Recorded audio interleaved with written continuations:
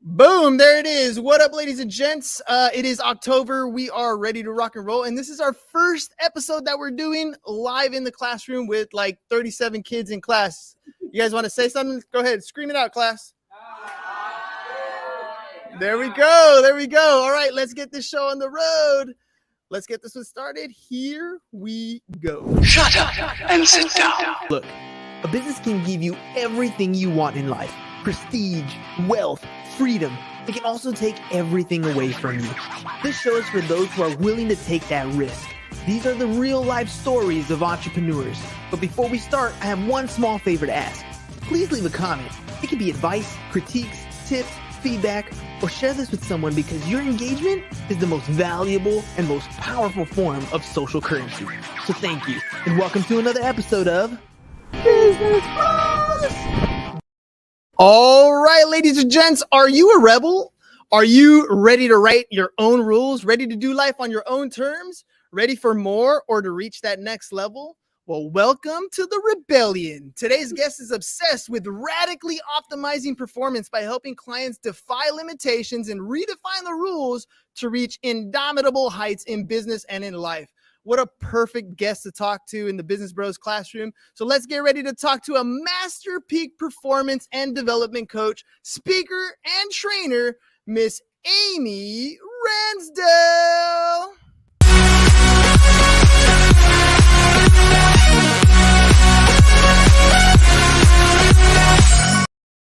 All right, Amy, the class, clap it up one more time for her.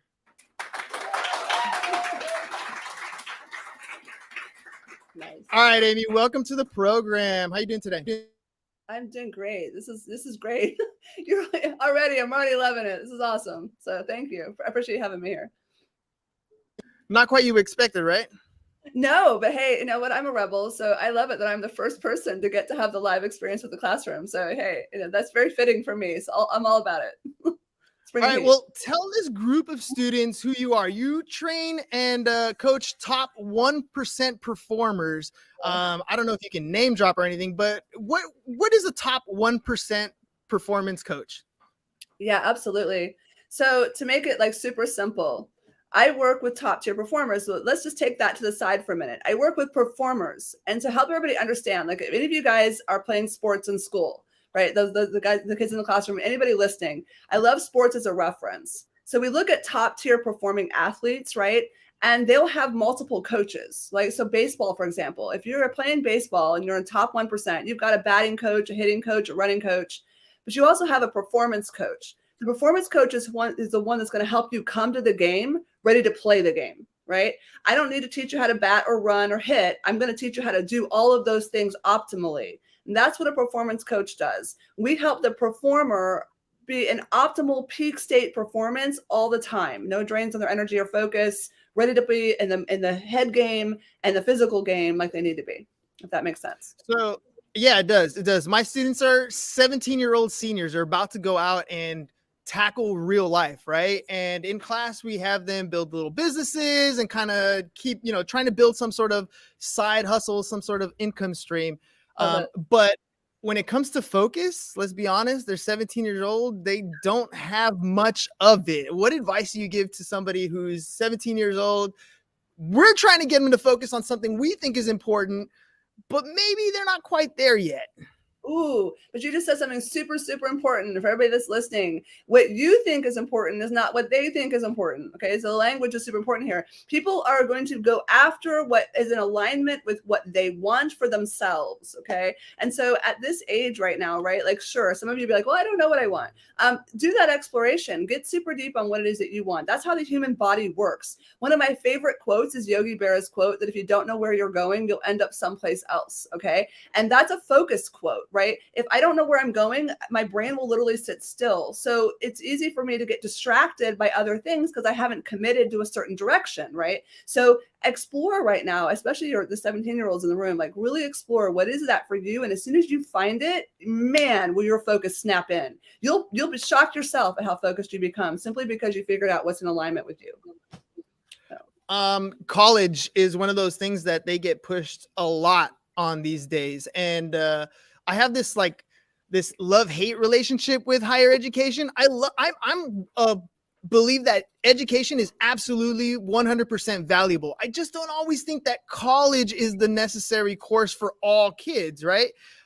So when you talk about going out and figuring out what you want, I mean, college is super expensive these days. So for somebody to go out and try to figure it out at the university level, that might not be the best fit. What kind of advice would you give a 17-year-old kid who's being pressured to go to college, but probably didn't do good in high school and might struggle at that phase? And whether they did bad or whether they did poorly or well, right? Either way, right? So here's something I'm going to say. And some of these parents are going to be like, this woman, we didn't want her to do this podcast for these kids. But okay, so there's a word that I don't love. It's the word should. Should is an emotionally abusive word. And what often happens is we're raised with a bunch of shoulds. You should go to college. You should become this. Culturally, maybe our family's expectations, the world has this set of expectations of what we should and are supposed to go do. But that doesn't mean that it fits with who you are, right? So the first thing I tell everybody is shed the shoulds, right? Like anything that is people saying, well, this is what you've got to go do, question that. Be curious and just question. You can go and learn and explore a lot of things that the world has to offer without having to go pay that big ticket to a college, right? So go find a mentor, go find people that are doing things that you're like, oh, I really super love what they're doing, and model excellence, right? There's a lot that you can learn simply by reading about, studying, and attaching yourself to other people being super successful in the things that you're interested in that has nothing to do with a college education. Not to say that a college education wouldn't be super powerful for some of you. Some of you want to be a neuroscientist. You're probably going to go need to get a doctorate degree. Okay. So let's have a little reality check too. And also find the people who are doing the things you're like, oh, I would love to do that. Okay, cool. Go model excellence, research what they did, learn about them, read about them, follow them, learn that way. And that can be a great way to educate. And then maybe later go to college because you learn that that's the right route. So, when I look at some of these kids, they have different types of ambitions, different things that they want to pursue. And like, I think it's scary to step out on your own when you're a minor for a long time. And then all of a sudden you're going to be an adult because you're going to choose you want to do something. And then you have that person that you grew up with, the culture that you grew up with telling you, no, that's not the right path. To be a top performer, to be one of those people who's super successful, is it a dedicated path, or do a lot of these people kind of just tread their own? They literally write their own way. So we tell people that we work with what's called a rebel archetype. Now, I don't need to go into all that with this particular audience this morning, but here's the thing, that you are going to want to write your own rules, write your own path, right? You can redefine what people have said it's supposed to be. It's your life. Right now, I'm not saying that you want to make choices that aren't also still ecological and good, meaning that you're not going to go out and do things that harm other people or harm yourselves. OK, so you're going to go make choices that are going to add contribution to your life and to the world around us. And also let it be what you want it to be. You're just going to have it comes to a point where it may require you rewriting what the expectations of your life were to be what you want them to be instead, if that makes sense. And most top tier performers, they are absolutely rule writers. They absolutely do their own thing. They tend to be that outlier. They tend to do what nobody else has done before. They tend to be the ones that show others what's impossible is actually possible, right? And that means them being innovative and stepping out where others have not, almost always. When it comes to the top 1%, I feel like a lot of times, me personally, when I set goals, I try to set big, perfect goals that I look forward to, that I want to achieve. And I fall short of a lot of that because I feel like I'm trying to find this perfect goal that doesn't exist. And then when I look at top performers, they don't have such big astronomical goals. They just focus on like one thing. What separates a top 1 performer from, let's say, the top 5% or the top 10%? What makes a 1%er versus everybody else? So I will say, actually, quite often they do have really big, almost that hairy, audacious, impossible goal. A lot of them do have that, right? They're viscerally connected to it. But here's some things that they also do. They recognize the smaller step to get there, and they celebrate the achievements along the way to get to that goal, right? They're not setting a goal that's also unrealistic based upon where they are with time, money, manpower, and resources, right? So it's somewhat unreasonable and also still something attainable within the metrics that they are going after. I will tell you though, it's okay to create those stretch goals. Just understand if you've made it as a stretch goal, it's also attainable, that variabilities and things will happen. So keep your grip loose enough, right, that you're not super disappointed if you don't reach it, and celebrate every milestone along the way, not allowing yourself to slip from going milestone to milestone to milestone. Like, don't just give up. I'll add one more thing to that too. And it's about time. I think a lot of times people give too much time to a goal, right? So they'll say, well, in a year, I want to whatever. And then they're not super specific about that too. And then what happens is 11 months go by and they get to month 12 and they still haven't done the thing that they said they were going to do. And now they've set themselves up for failure because they can't accomplish it in 1 month's time, right? So understand that you want to give your laws of physics, whatever you give as time, it's going to take that much time. So give yourself smaller milestones in concentrated time, knock them out of the park, celebrate the hell out of that, and then go do another one. So in our class, I have the kids do 3 goals at the beginning of the week. So they grab a week sheet. They set 3 goals, 3 tasks that they need to attain. And then what are some tasks that need to be done in order to achieve that goal? So they got only 3 goals for the week. And for some of them, it gets difficult even to achieve 3 or even come up with 3 goals. Am I setting too many for them, or should we shrink it down? How many goals should we be setting, like on a weekly or daily basis to achieve massive success? So super great question. And also, you may not love my answer. My answer is for each person to have the self-awareness of attainability of the goals, right? If I said, okay, I'm going to set 3 goals for the week, but one of them is to fly to the moon. Well, it's not attainable. Okay. So sometimes we just have to, and that's where coaching comes in. I'm a coach, right? So one of the things I'm doing is I'm helping the client be super self-aware as to whether the goals they're setting match where they wanted to go in the first place. Is it going to move the needle forward to the bigger goal that they ultimately want? And secondly, so they'll stay motivated, right? And secondly, is it attainable, right? So I think that's part of it. Is it that you should only set 3 or only set 1 or only set 10? No, I think it's more about attainability. And also, are they in alignment with one another? If you're going to pick 3 goals and all 3 are opposite corners of a triangle, meaning that they're all going in different directions as to who you are and what you want, you're going to be like all over the place, like chasing squirrels and shiny pennies, because you can't even figure out what to focus on, right? So that's something else too. Like, really, where do these goals all make sense together? If my goal is to become a weightlifter and my goal is also to never go to a gym at all, right? I can't do both, right? I mean, so make sure that it makes sense for you to be able to do them. If that makes sense. What about self-talk, right? So I lost you.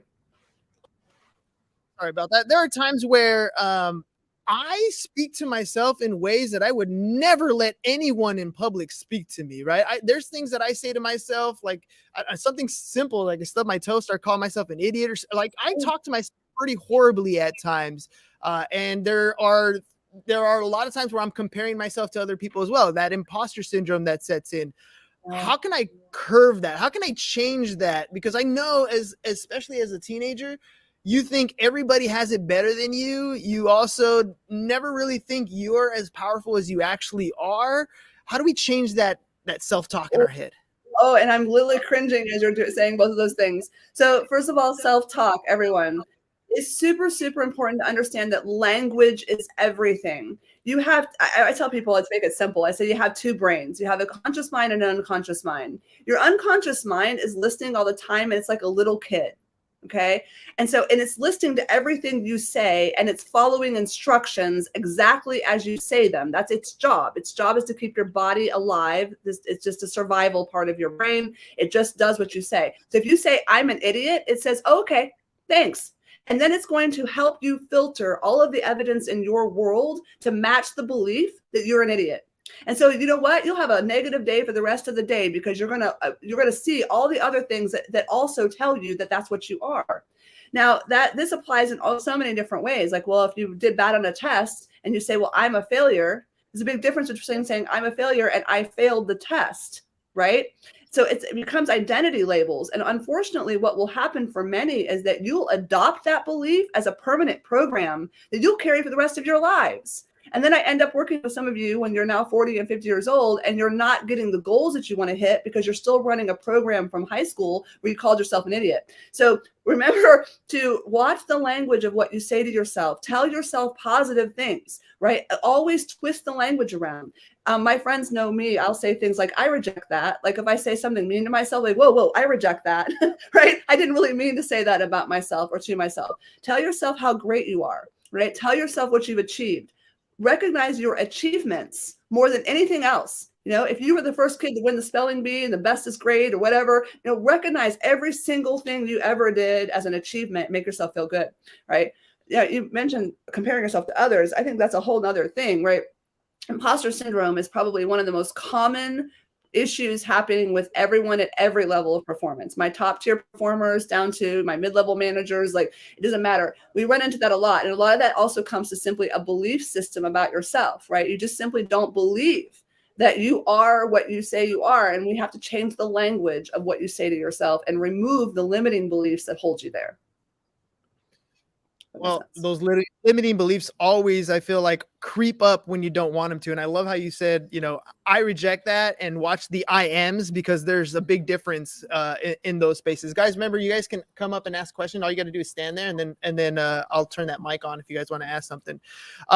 So when it comes to that limiting belief, when it comes to kind of redefining ourselves, I know, because I've interviewed, you know, 800 different entrepreneurs. I've read tons of different books, and almost all the time I hear things like meditation, journaling, setting your standards, and having habits in place.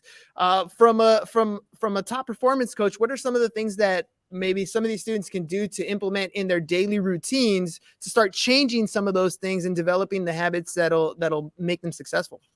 Absolutely. So I love all the things you mentioned, right? And so I'll just to reiterate those, and then I'll give you guys kind of I'll pull it with a bow around it. But you know, meditation is super powerful because what it teaches you is focus and being able to be in states of mind that serve optimal thinking without resistance. That's really what meditation does. It's a process for you to get to know oneself and be able to kind of clear the screen so you can stay super focused. By the way, if some of you have said, well, I tried meditation and I couldn't do it. And by the way, it doesn't mean you sit there and go, although that's a kind of meditation for sure, is that the process of simply snapping your brain back to focus is the gift of meditation. So if you find yourself meditating or starting, and then you're like, your mind trails off, and you're like, oh, meditation doesn't work for me. And no, it absolutely does, because every time your mind trailed off and you were aware of it, you're literally teaching your brain the neuroplasticity of focus, right? You're able to teach your brain to come back to focus every time you do that. So it'll get better, right? You mentioned a bunch of other things. I think that in general, for limiting beliefs, if it's something that you really, really have adopted as part of your identity, then the key is to get it out of your identity, reprogram what you believe about yourself. Now, if you're not going to work with someone who does deep neurological resets like we do, and you're going to do this on your own, then one place I would start absolutely is how you talk to yourself. We're going to come back and highlight that again, right? Affirmations can be powerful, but I absolutely do not love the way people teach affirmations. I'm very anti-affirmation in the way that it's taught. Don't say affirmations that aren't truthful, right? You know, because it's like lying to your own brain, and your brain will be like, I'm not what you said I am, so therefore the affirmation doesn't work. So if you say, I am, trying to think of a good example. I am a successful entrepreneur, and let's say you aren't one yet. Well, the brain's going to be like, that's not true. And so the affirmation doesn't work. But if you say, I am every day learning and growing to succeed as a successful entrepreneur, as that is the goal I have set for my life, right? Well, that's true, right? And so the brain says, okay, I'll do everything I got to do to make that true. And it will help support you along the way. So just start there, right? If you catch yourself negative self-talk, flip it around 180 to sentence, make it different. Instead of saying, I am an idiot, say, I am strong and capable and able and courageous and smart and whatever else seems to work for you, right? And that's the place to start. Now, I know when I first started learning about stuff like that, I thought it was the corniest thing in the world. Why would I talk to myself like that? Why would I physically say that? And then you did something else that I thought was interesting. I saw Ed Milet do it. He talks about it all the time. And it's when you reset, you snap your fingers. It's one of those things where you are mentally creating a trigger to reset yourself. Can you talk about like the importance of some of these habits and why the snap, why the trigger to get So yourself set up that way? yeah, so for me, that's a natural reflex because I work with so many clients. We use a lot of different modalities to help our clients at the deepest neurological levels. And so we establish anchors and triggers, right? Psychosensory type therapies. And for those of you in the room, you can go study and Google some of these things later. But it is important to give the body something that it can create as a reflex, right?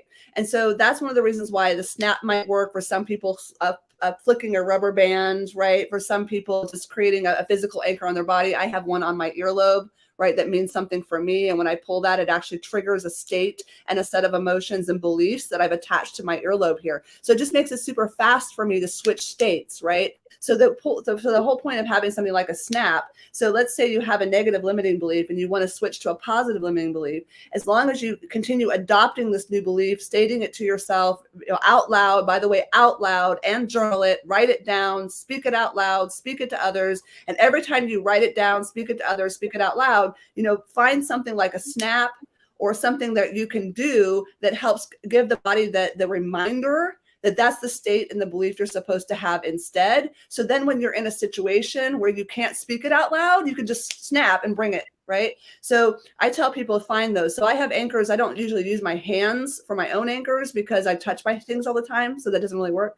But I can use other parts of my body. So let's say I'm in a very important meeting for my business. And let's say I'm not feeling very confident, but I've established an anchor that reminds me of how strong and confident I am. Well, I can go and work that anchor and bring back that thought of confidence without having to say to the room and all corny, like, well, I'm confident today, right? I don't have to do that. So there's some really cool tools like that. And I encourage you guys listening in the room to explore, right? Learn, like there's so much content education out there now to learn how to do some of these things for yourselves, especially young. I like some of those triggers. I mean, they make a big difference. And as you were saying that, it reminded me of like, these kids just came back to school after a 2-week break today, right? And so I can imagine the alarm goes off and the first thing they're thinking is, oh, today's going to suck, right? That's like the first thing that pops into their head before they start their day. Why is that so detrimental? And what are some things we can do early in the morning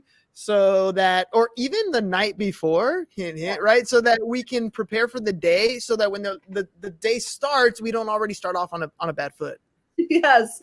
Okay. I love this. So number one, going to bed at night, right? So you're going to be in this nice deep state while you're sleeping. And I know a lot of you guys are not going to like this. Turn off the TVs, turn off video games, turn off YouTube, turn off your phone. Like, don't be listening to any crap while you're sleeping because your unconscious mind is absorbing all of that and it's not resting. Okay. The whole point of sleep is restoration and to be in deep states where you can really process solutions and ideas and creativity. So if you will take some time before you go to bed to give yourself the plan for the next day and get yourself super excited. Now, how do we get excited? Well, we focus on the things that are going to happen that are positive the next day. What goals do you have? What would you like to knock out of the park? What good things do you want to have happen? And how do you want to feel the next day? And focus on that as you go to bed. And then when you get up in the morning, same thing, right? Giving yourself that excitement. Then when the alarm goes off, you're excited. I'll give you a good example. How many of you remember being like in 1st and 2nd grade and you were going on a field trip?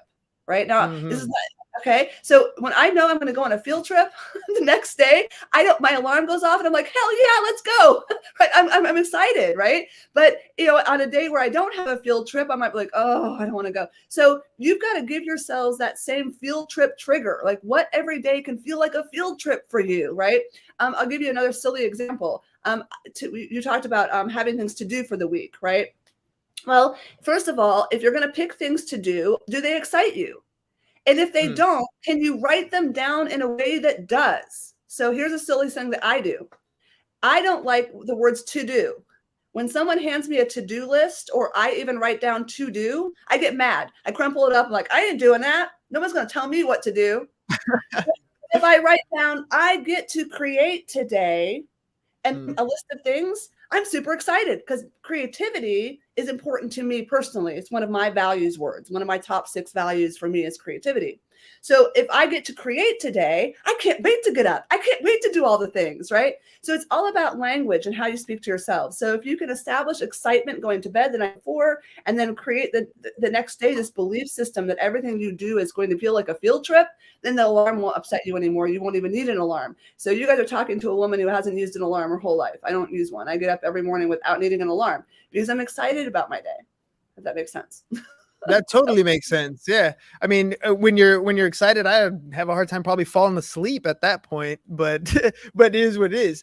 I want to make sure that we get your contact information out as well. So what does it take to work with you, Amy, and how can people do that? Yeah, absolutely. So I think I gave you my Instagram handle. People are welcome to go there. I do have help. So I'm also the CMO of a virtual assistant provider. We have lots of virtual assistants that support us. If you'll DM me there, that's where they've been telling me to send people right now. They'll hook you up with a link to book a one-on-one discovery call with our team. And we just do a quick, what we call high flame call to see, where you're at and where you're wanting to go and whether it's going to be a fit to work with us. Now, I'll be honest, not everyone's a fit to work with our level of coaching, but we still love to have that conversation to explore and see. So just go there and we'll send you the link. What's been your experience? Oh, I lost you again. Time to move it. My bad.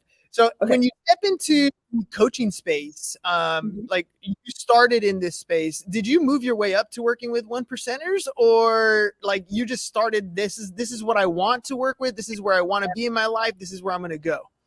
So my answer is both. And I super love that question. And this, I think, is really great for a lot of especially the young entrepreneurs, budding entrepreneurs you probably have in your room there. Is that life is all about curiosity and experiences for me, right? So it's all about, what kind of things can I create and experience? I've always had a coach's heart. So did I start right away coaching top 1% performers? No, not necessarily. I stepped into coaching in all kinds of niches you could imagine. So I've done business coaching, tactical coaching, real estate education coaching, retail brokerage coaching, like you name it. And I've done some sort of tactical support coaching in some way all those years. But my obsession and my passion has always been that top tier performer. So simultaneously in my first corporate job, actually was working with top tier sales performers to perform better. So that's where I've always had my biggest love, if that makes sense. So to speaking to the kids in the room, follow what you love, right? And when you do what you love, you'll do it well and you'll enjoy it. You won't care about the alarm clock, right? So as time went along, we just kept remeasuring where we were at and said, you know what, this is where we seem to get the greatest results, have the greatest impact, and where we love it the most, right? And so that's really what led to us getting to the place where we pretty much only work with what we call top tier performers or top 1% performers. And that's just because that's where we get the greatest impact, the greatest results, and where we have the most love for what we do. It doesn't mean that there isn't value in all levels having coaching and being a coach at any level. I have friends who coach beginners in different things and have a blast doing that. So, find your niche and just go for it. But, sometimes chasing what you love isn't always the most lucrative, right? How do I balance out, getting started versus trying to make that buck, especially when it's something that I love to do? Yeah, so I think for everybody that answer is going to be super different too, right? For some people, to me, okay, let's boil it down to this.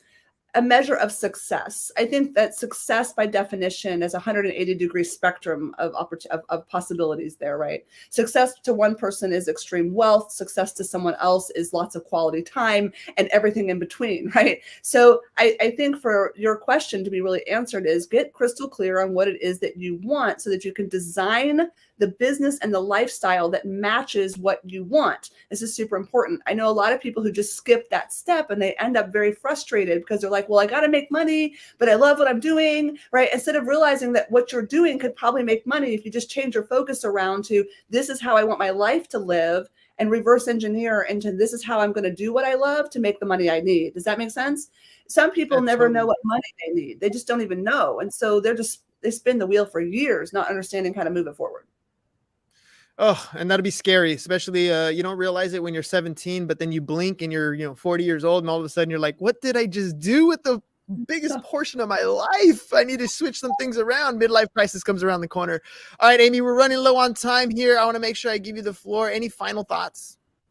No, well, final thoughts. I just think it's super awesome that you have a group of students like this. You guys, really, the world's your oyster. I know it sounds super cliche, but it's absolutely the truth, right? You have all the power in the world. So if any of you have ever watched Wizard of Oz, there is this scene at the very end with Glinda the Good Witch, and she looks at Dorothy. And if you know the story, she's been through like flying monkeys and melting witches and all kinds of crazy stuff on this long trail on this yellow brick road with these stupid ruby slippers on, right?